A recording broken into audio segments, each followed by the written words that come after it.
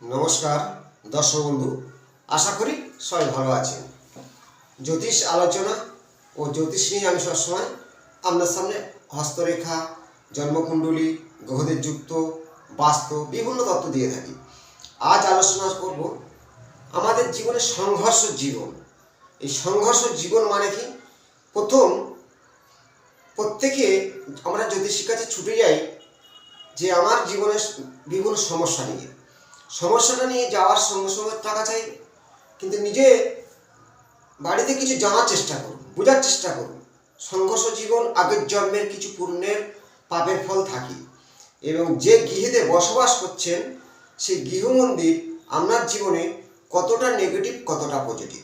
আমি প্রত্যেকটা ভিডিওর মধ্যে বলে থাকি, বাড়িতে বসে কিছু প্রতিকার শিখুন, নিজেকে ঠিক করার চেষ্টা করুন, তারপর জ্যোতিষীর কাছে যান।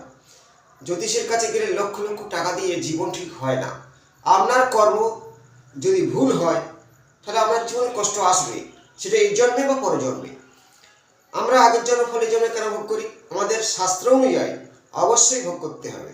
অনেকের প্রশ্ন থাকে যে দাদা, আমি জীবনে কোনো অন্যায় করিনি, কিছু ভুল করিনি, কেন আমার এত কষ্ট হচ্ছে? হয়তো আগের জন্মে সেই ভুলের মাসুলে জন্ম দিতে হচ্ছে। তার সাথে তার নিজে বসবাস করে সেই বাস্তব অনেকটা নেগেটিভ ভুল করে বসেছে। ভুল আমরা সবসময় করে থাকি, নিজেরাই জানি না। দেখো, সংঘর্ষের জীবন, জ্বালা যন্ত্রণা আমাদের শুধু রাহু দেয় তা নয়, শনি দেয় তা নয়। শনি আমাদের ভাগ্যের কর্মের ফলদাতা।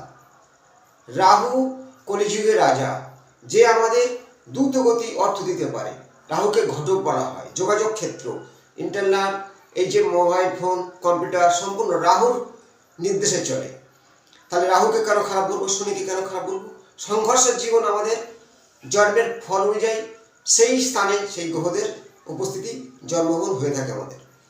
এবং বর্তমান আগে ছিল, এখনও আছে। বাস্তু সাবজেক্টটা খুবই গুরুত্বপূর্ণ। আপনার জীবনে যে ব্যবসা করছে সেই ব্যবসা ডুবে যাচ্ছে, তার কারণে আপনার বাস্তু মেন। বিবাহ জীবনে বারবার বিয়ে হচ্ছে না, সমস্যা দেখা দিচ্ছে, বাস্তু মেন।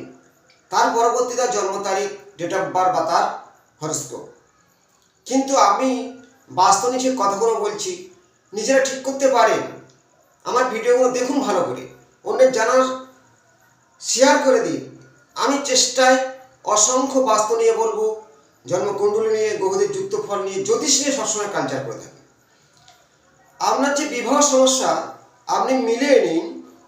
কম্পাসে দেখবেন আমরা বাস্তব মিডল পজিশন থেকে ঠিক 180 ডিগ্রির মধ্যে, মানে 70 থেকে 80-র মধ্যে যদি আপনার কোনো রকম ওখানে ডোবা থাকে, বড় ধরনের ঝিল থাকে, ফাঁকা ময়দান থাকে, বা কিছু বিশাল বড় গাছ আছে, বিবাহ জীবনের সমস্যা আসবে।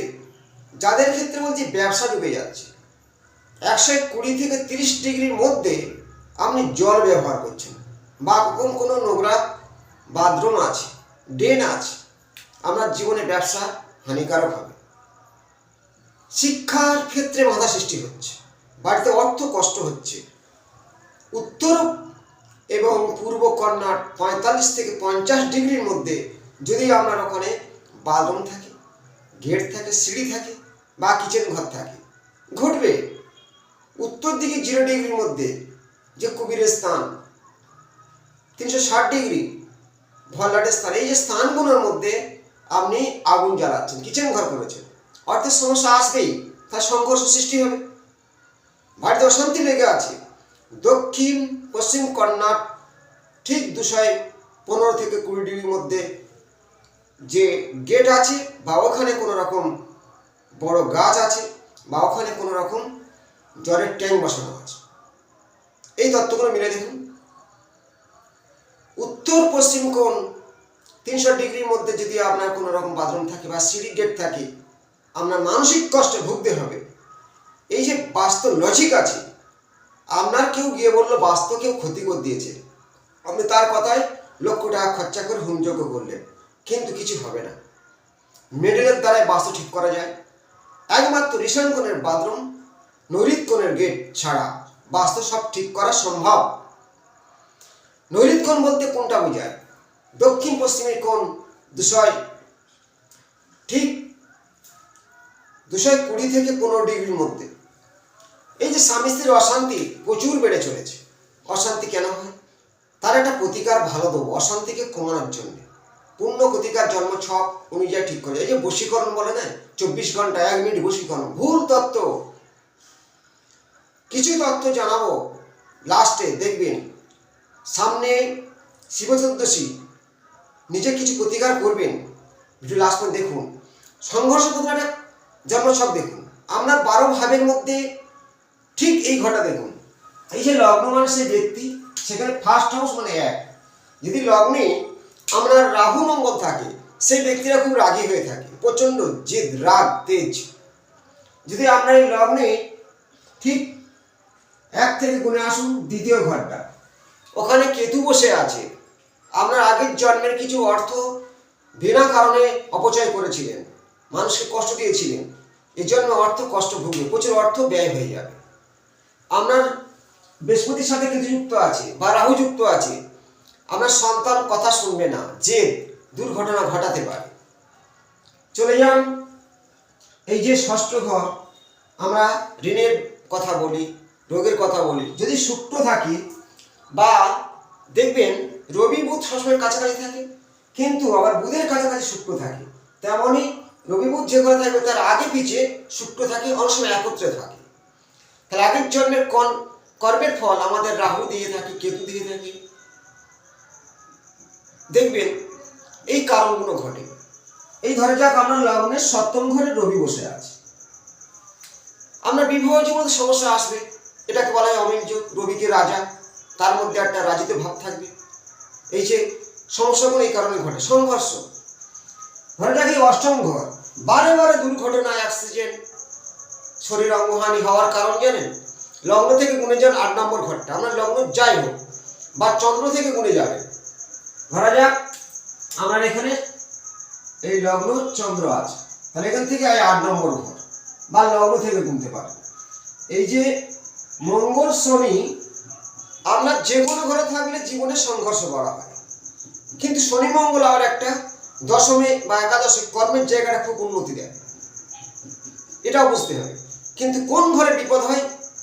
লগ্নের 8ম ঘরে শনি মঙ্গল বা রাহু একত্রে আছে, আমরা অ্যাক্সিডেন্ট, দুর্ঘটনায় মৃত্যু পর্যন্ত হতে পারে। এই যে লগ্নের দ্বাদশ ঘর, এটা দ্বাদশ, লগ্নের দ্বাদশ ঘরে আপনার রাহু বসে আছে, প্রচুর অর্থ ব্যয় হয়ে যাবে, সবকিছু ইনকাম করে খরচ হয়ে যাবে। এই জিনিসগুলো সংঘর্ষ বলা হয়। বারে বারে বদনাম, রবি যুক্ত রাহু একসাথে আছে, গ্রহণ দোষ বলা হয়। পিতৃঋণ, আগের জন্মের কিছু আপনার পিতা ঋণ করেছিল বা এই জন্য পিতা ঋণ করেছে, সেই ঋণের পাপ।